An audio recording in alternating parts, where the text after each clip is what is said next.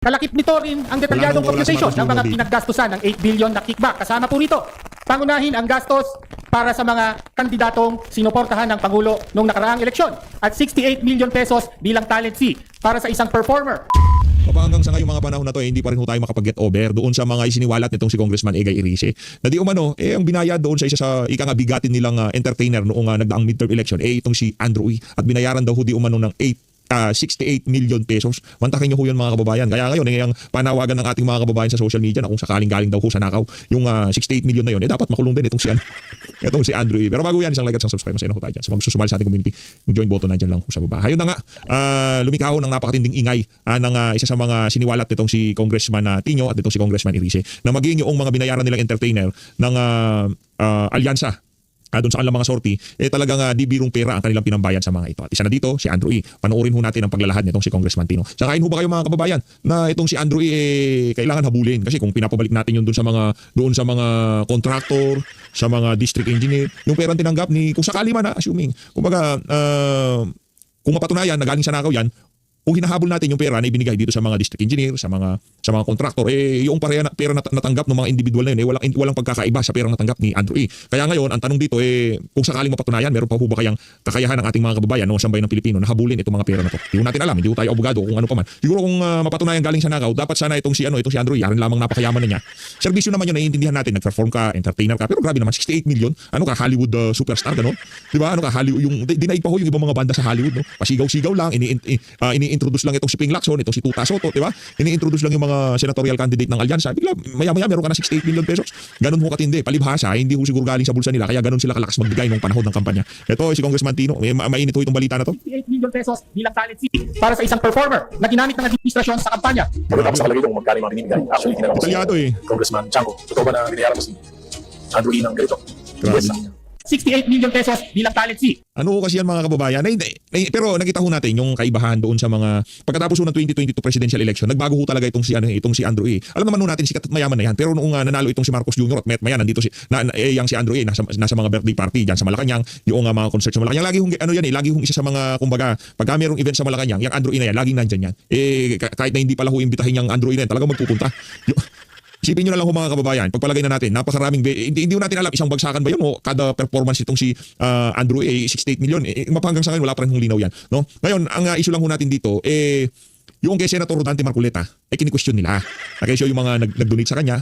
Pero ito ho mga kababayan, wala ho tayong kakayahan. Kasi ito, sa tingin natin, yung mga binabayad sa mga performer, pag panahon ng kampanya, i-report ba yan ng mga partidong nag-i-endorse ng mga mga nag-i-invite? Kasama ba yan sa i-report nila?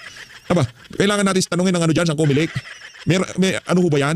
Allowed ho ba sa batas na allowed ho ba sa mga rules ng pagka merong kampanya na okay lang na maglabas ng ganyang kalaking pera sa performer pa lang? Ngayon, ang panawagan ho natin dito para doon sa mga kandidato ng alyansa na nanalo nung nagdaang election. Aba, matatamaan ho kayo dito, especially dito kay Ping Lacson at dito kay Tuta Soto.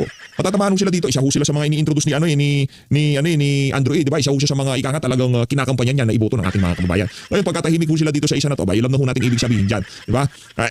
Kita nyo kung paano pinipilit na ilihis nitong si Senate President Tito Soto yung mga usapin sa Senado, especially dyan sa issue ng mga anomalyang flood control. Nakita rin ho ng sambayan ng Pilipino kung paano ilihis nitong si Ping Lacson ang investigasyon dyan sa Blue Ribbon Committee. Pagka napupunta na sa Malacanang, napakagaling ho nilang mag-divert, gagawa sila ng issue, magre-resign, babalik, mag-iimbestiga, magbabanggit ng pangalan, hindi papatawag. Nakita nyo ho yan. Ngayon, nagkalitaw-litaw, pag nagkataon, yun hong ginamit na pangampanya nitong mga individual na to nung nagdaang eleksyon, pag nagkataon, galing din ho pala sa sambayan ng Pilipino. Ibig sabihin, ninakawan na sambayan ng Pilipino, binola pa ho nila. Pakinggan ho natin itong si Congressman Tino. Diba? Mangangampanya ka. Yung perang pangangampanya mo, galing sa nakaw, galing sa kaban ng sambayan ng Pilipino. Pinagnakawan na sila, binola pa tayo. Ewan ko lang, sino bumoto dyan sa dalawang unggoy na yan? Tayo kasi, dito talaga natin binoto yung buong alyansa. Wala ko tayong binoto dyan sa mga taga-alyansa na yan. Maliban na lamang dito kay Camille Villar, diba? Si Camille, sa alyansa siya, maya-maya, lumipat siya dito kay sa Duterte. Tapos itong si Amy Marcos, sa alyansa din siya. Nagbitiw siya sa alyansa, nagpa-endorse siya kay BP Sara. Nanalo naman yung dalawa. Ngayon, kailangan magkaroon na ng transparency kung magkano ba talaga winaldas ng alyansa dun sa mga sorti nila kung magkano ba talaga ang nagastos at magkano ang pinakawalang pera ng administrasyon. Iba ho yung pagsalansan ho nila noong mga panahon na yun. Ngayon, naiintindihan nyo na. Ang dami ho nilang winalanghang pera. Meron sa AKAP, diba? Meron sa TUPAD, meron sa AIX, meron sa Porpis, lahat po yan talagang kinapitalize ho nila nung nagdaang election. At lahat po ng mga programa na yan, ang pumondo dyan, sambayan ng Pilipino. Ganyan ho sila walang yan. Kaya sa susunod na election, sa 2028, markahan ho natin lahat ng individual. Ngayon pa lang sinasabi na ho natin, lahat ng individual na kasama ni Marcos Jr. ngayong mga panahon na to, pati na yung mga dumidistansya na at alam na nila na talaga may kalalagyan sila sa susunod na administrasyon. Markahan nyo ho silang lahat. Dahil karamihan sa mga yan, maglilipat bakod na kay VP Sara. Kasi yung impeachment na yan, malabo hong ma-impeach si VP Sara. Especially dyan sa Senado. Kasi ano yan kumbaga, mind conditioning yan sa House of Representatives, ilalatag nila mga ebidensya. Ngayon pagka naramdaman nila na mainit ang pagtanggap ng ating mga kababayan dyan sa impeachment na yan, talaga magdidire-diretso yan. Ang pressure ay nasa Senado na pag naipasa na dyan. Ngayon titingnan nila ang timpla ng ating mga kababayan. Pagka hindi kumakagat yan, hindi ho ika nga basta-basta magdidesisyon ng mga senador na i-impeach nila itong si VP Sara. Marami-raming boto pa naman ang kailangan. Ilang boto ang kailangan bago ma-impeach si VP Sara? 15, 16? Napakalaking numero ho ng mga kababayan. Sa ano nga lang, sa palitan nga lang ng Senate President, talagang napakaalanganin na Karamihan doon sa mga talagang solido dyan, hindi ho papahintulutan na ma-impeach si VP Sara, maghahalo ang balat sa tinalupan dyan sa Senado. Kaya mapapaisip din ho yung mga ibang senador dyan kung talagang gugusto sila dahil pakikiramdaman ho nila ang sambayan ng Pilipino, especially yung mga re-election sa 2028 national election. Kaya abangan ho natin. Pero meron na ho tayong mga siguradong hindi basta-basta tatanggapin ng ganun-ganun na lamang yung mga ilalatag na kasinungalingan laban dito kay VP Sara dyan sa impeachment court pagka in-impeach si VP Sara dyan sa House of Representatives. Tuloy natin.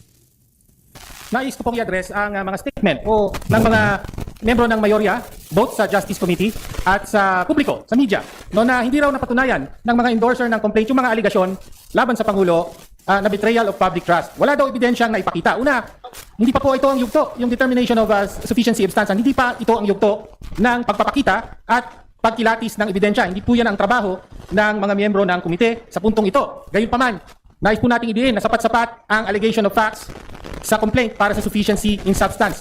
Meron pong ebidensya sa lahat, lalo na dun sa ikatlong bahagi ng complaint, ang aligasyon na direktang lumahok at nakinabang si Pangulong Marcos sa flood control corruption sa pamamagitan ng pag-utos ng insertion sa BICAM at pagtanggap ng kickback o commitment mula rito. Sa partikular, nasa complaint ang aligasyon na ayon kay Yusek Bernardo, nasa 100 billion na insertion na inutos ng Pangulo, 52 billion ang kanyang direktang hinawakan at mula rito ay nagbigay siya para sa Pangulo ng 8 billion na commitment. Nasa complaint po yan. Binanggit sa complaint ang papel hindi lamang ni Yusek Trajib Olayvar. Medyo pangit ho ang dating nitong si Congressman Tino, pero ano naman ho, tsagain na lang ho natin kasi pagka ika nga dyan sa House of Representatives, pagka hindi nila medyo kaalyado ang nagsasalita, talagang pinapangitan huwata talaga nila ng audio. Kaya tsagain na lang ho natin, marami yung isisiwalat dito sa pagsasalita na to ni Congressman Tino. Ito ho yung tagpo na kung saan talagang titigukin na nila yung impeachment complaint laban dito kay Marcos Jr. Sinusubukan pa hong ilaban itong si Congressman Tino, kaso wala ho talaga. Pinagtulong-tulungan ho ng mga kampo ni Martin Romualdez yan sa House of Representatives yung impeachment na yan para hindi matuloy. Kung di pati ni Yusek Adrian Bersamin. Naku. Sino po ba si Adrian Bersamin? Officially, PLLO, Presidential Legislative Liaison, pero lumalabas unofficially siya ang runner, bagman at disbursing officer ng Pangulo na tumatanggap at gumagastos ng kickback sa utos ng Pangulo. Naku po. Merong record ng komunikasyon sa pagitan ni Yusek Adrian Bersamin at ni Pangulong Marcos mula December 2024 hanggang July 2025. Kabilang dito ang mensahe noong Marso 2025 ng pagtanggap ng delivery ng 8 billion mula kay Bernardo na pinarating kay Pangulo. Kasama ang acknowledgement at tugon ng Pangulo na okay. Sabi po sa mensahe, complete na po ang 7.122 delivery sa akin. Tapusin ko po ang computation today. Grabe. Kalakip nito rin ang detalyadong Wala nang computation oras, ng mga Marcos, pinaggastusan ng 8 billion na kickback. Kasama po rito, pangunahin ang gastos para sa mga kandidatong sinuportahan ng Pangulo noong nakaraang eleksyon.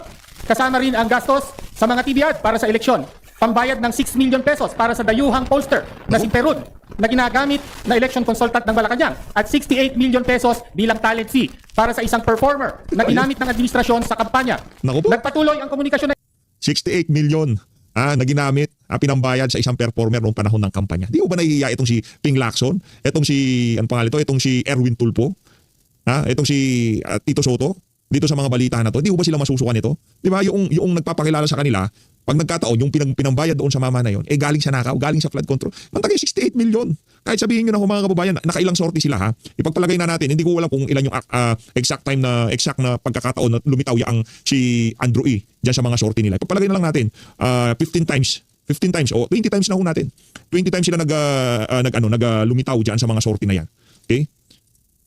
20 times. Kada bagsak ho nitong si Andrew E. Meron ho siyang 3.4 million kada magpe-perform ho siya. Ganun ho kalupit. Halimbawa lang ho yun, pwedeng mas bumaba, pwedeng mas tumaas. Hindi ho naman ako kasi natin sinubaybay niyang sorte na yan kung ilang beses lumitaw. Yang si Andrew E. Kasi magsusorte sila dyan sa, for example, sa Luzon, 5 beses, sa Visayas, ganoon lang naman ho kasi. Sa Visayas, let's say 5 beses o 7 beses, sa Mindanao, nasa 10 beses dahil mahina sila doon. Di ba? Pagpalagay na natin 20 times lumitaw yang si Andrew E. Kada litaw ho niya ay meron ho siyang 3.8 million pesos. Pwede bumaba, hindi naman ho yung yung exact na appearance niya diyan sa mga sorte na yan. Pero malaki ho talaga, 68 million pesos. Na ito hanggang July 2025. On July 10, pinaabot ni Yusek Bersamin na may delivery siya ng 2 billion pesos para sa Pangulo sa Nara residence sa Forbes Park at sa sagot ng Pangulo. Sasabihan ko, si June Baris. This is July 10. The President appears to be receiving kickbacks days before he went to Congress. Humarap siya rito at nagsabing, mahiya naman kayo. Sino po ang dapat na mahiya? Bukod kay Yusek Bersamin, may kopya po ng record ng komunikasyong ito ang isa pang miyembro ng kapulungan ito, si Congressman Leandro Libiste. At pinarating sa amin, sa ilan sa aming mga kasapian dito, kasama si Congressman Erice. Hawak din ito ng isang LGU official na pinagkakatiwalaan ng mga Bersamin. Sa madaling sabi, Ayan na. Napakabastuso talaga nitong Janet Garin na to. Nakikita pa nga, yan na nga lang, di ba? Yan na nga lang yung pagkakataon ng mga congressman. Nasa inyo na nga majority. Hindi nyo pa pagbibigyan yung mga minority na ika nga bigyan sila ng leeway sa pagsasalita nila, paglalahad nila ng kanilang nalalaman sa mga kabuktutan ng administrasyon nitong si Marcos Jr. Di ba napaka-unfair ho ng House of Representatives? Ha? Kaya hindi ko katakataka. Isa pa ho yan sa mga ika nga naging factor kung bakit sad ho ang approval at trust rating nitong si Marcos Jr. Dahil sa mga pasipsip na congressman na talagang nagbibidabidahan dyan sa House of Representatives para ipresenta sarili nila na talagang kaalyado sila nitong ating kurakot na presidente. may malakas na ebidensya sa aligasyon na may alam ng Pangulo ang corruption sa flood control. Direktang lumahok siya at tumanggap siya ng kickback mula rito. At nasa kapulungan ngayon ito kung boboto para patayin ng impeachment at para tuluyan ng maprotektahan ng Pangulo sa investigasyon at paglilitis na tanging magagawa sa pamamagitan ng impeachment.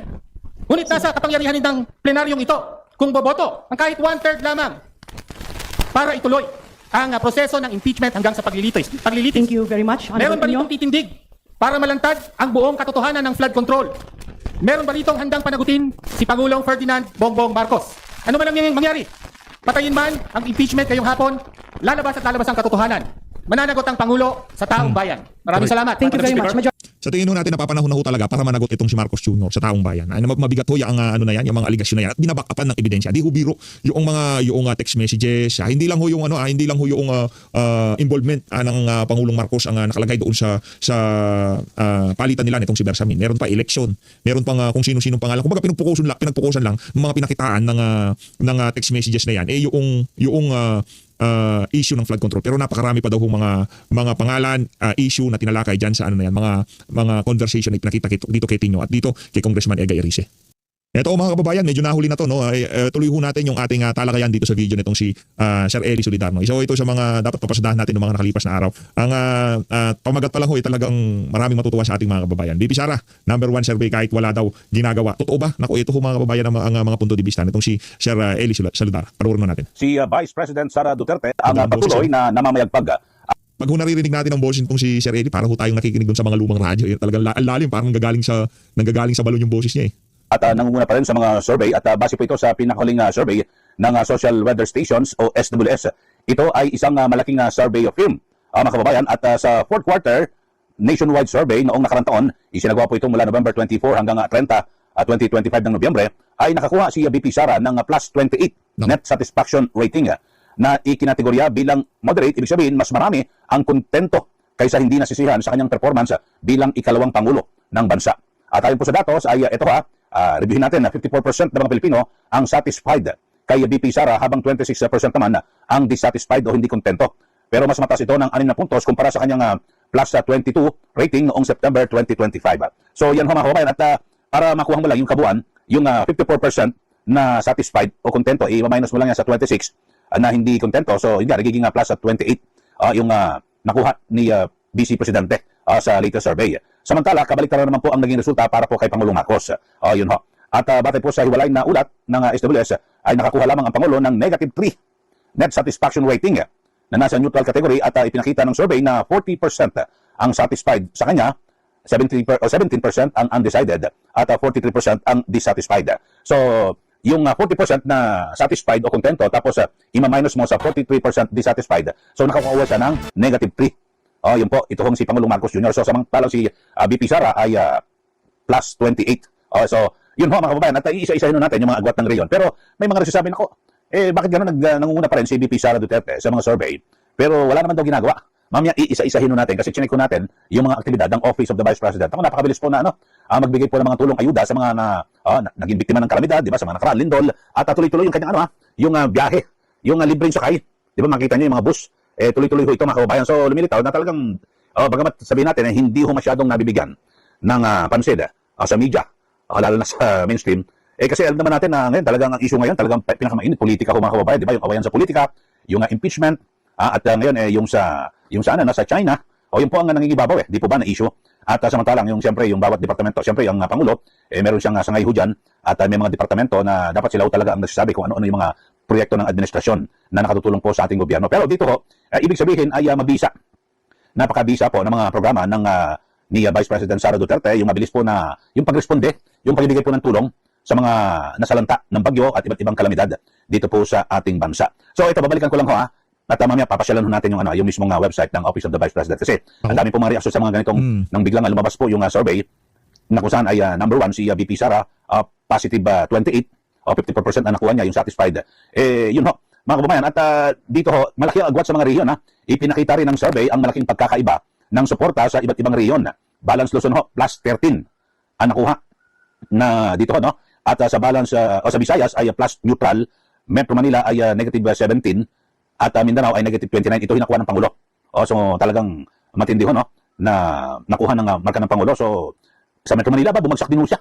At sa Mindanao lalo 29 o negative 29, negative 17. Partikular na bumagsak ang rating ni Pangulong Marcos Jr. sa Metro Manila at Mindanao habang nananatiling mataas ang tiwala ng publiko kay VP Sara sa maraming mga lugar. Yun ho. Samantala ito naman ho, si VP Sara na leader po yung tiwala ay po sa SWS ay kinikwenta ang net satisfaction rating sa pamamagitan ng pagbabawas ng porsyento ng dissatisfied mula sa satisfied. Katulad nga binabanggit ko kanina, yung kay VP Sara ay yung kontento ay di ba 54%. Tapos ang hindi kontento ay 26%. So ima-minus mo diyan kung anong kalalabasan, yun ho, plus 28 ang nakuhang rating, yung pinaka-net na nakuhang rating ni VP Sara Duterte. Yan po yung sinagawang survey sa 1,200 Pilipino na may edad na 18 pataas gamit ang face-to-face interviews.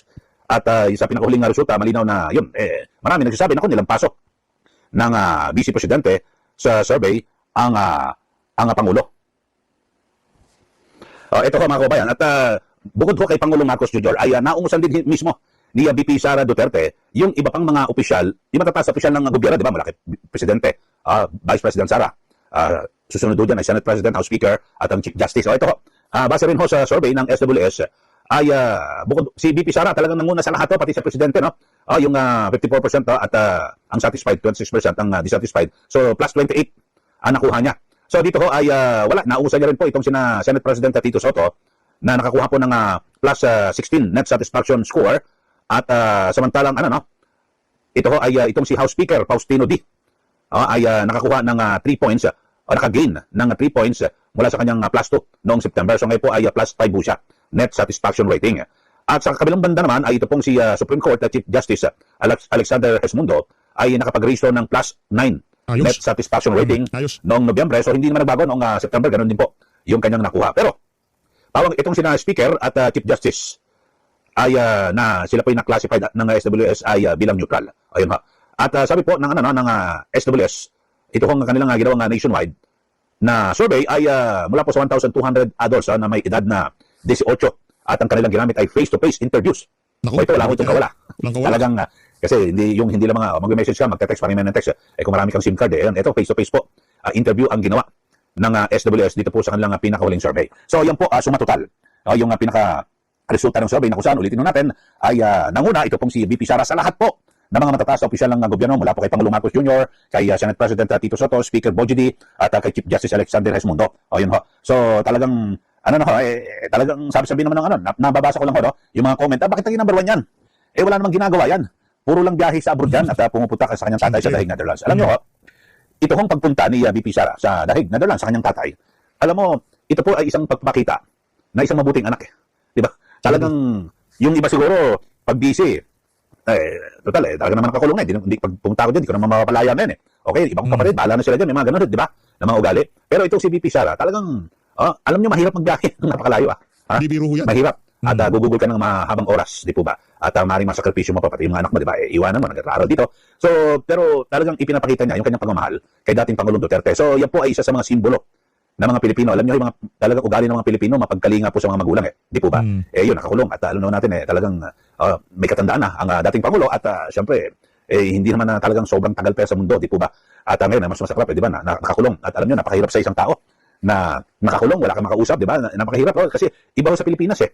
Yung mga Pilipino ay sanay na, di ba, may mga nakakwentuhan, ano ba, lalo na yung mga retired na, yung mga senior citizen, pag nakita nilang ho rito sa mga mall eh, kala mo nag-opisina eh. Andun lang, tambay-tambay, pakipe-kape, tapos tambay, kwentuhan, naghapon, lalakad, na-exercise, o ganun, iba naman sa mga park, di ba, ganun ho eh. Pero dito siyempre, ito si VP Sara, pinapakita niya na, talagang isa siyang mabuting anak at nakakulong ang kanyang ama, o siya po ang kumakalinga. Ito, pinasyalan ko ho itong website ho, itong Facebook page ng Office of the Vice President. O dito, nakalagay ito ho, yung OBP, ay agarang rumisponde sa mga nasunugan sa barangay Singkang Airport, Bacolod City. O yun ho, mga nasunugan, nandiyan agad at namahagi ang Office of the Vice President ng mga tulong sa ating mga kababayan na nasunugan. So, mabilis po yung kanilang pagresponde. At para tumulong sa mga kababayan natin. At bukod doon dyan, meron din po silang mga tumutulong, may mga livelihood program. At yun ho, nabigay din po ng sa mga school ito sa Alicia Elementary School. Sa Barangay Alicia, Mulabe, Zamboanga del Sur. Sila po namigay po ng ng mga gagamitan, mga bags sa mga estudyante. Yan po. So talagang nagpapatuloy yung pagtatrabaho ng Vice Presidente at siyempre kahit kasi ang madalas na ilalabas lang po sa media ay ang Vice Presidente nasa dahig. Netherlands, doon na naman lagi. Dumalaw sa kanyang tatay. Yun ho. Pero yung mga yung kanyang tanggapan ay nagpapatuloy katulad ito.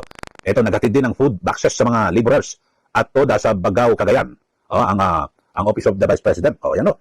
So marahil ito siguro kaya umiepekto yung kanyang patuloy na mataas na na rating. Ito pa, tulong ng OBP, tribong Mamanwa. Sa St. Bernard, Southern Leyte. Yun Google ito sa Leyte. So namigay ho ng mga tulong yan namigay mga kaitulong sa Southern Leyte yan. Ito po yung yung tribong Mamanwa. Yun ho.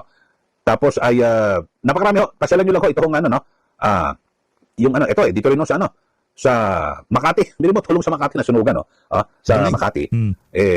Nagpaabot din ng tulong sa 300 pamilyang nasunugan sa Barangay Tejeros, Makati City.